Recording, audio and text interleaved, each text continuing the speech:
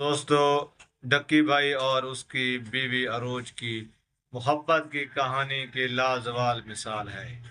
ہم دیکھتے ہیں کہ اروج نے مشکل حالات میں بھی ڈکی بھائی کا ساتھ نہیں دیے چھوڑا، اور اس نے مسلسل اس کے ساتھ دیا، اور اس کو یہ حق دلایا کہ میں تمہارے ساتھ ہوں پوری زندگی کے لیے۔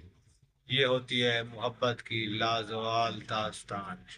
مشکل وقت میں جہاں جیل میں صرف اور صرف اس کی بیوی اور وکیل ہوتے ہیں، نہ کوئی اس کا فین آتا ہے، نہ اس کے کوئی فالوور آتے ہیں، نہ اس کے کوئی رشتہ دار آتا ہے۔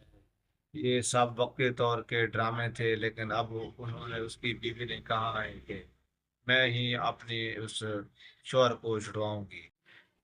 اروب نے ڈکے بھائی کا مسلسل ساتھ دیا اور اس کے ساتھ ہمیشہ رہنے کے لیے، ہر مشکل وقت میں رہنے کے لیے حامی بھر لی ہے۔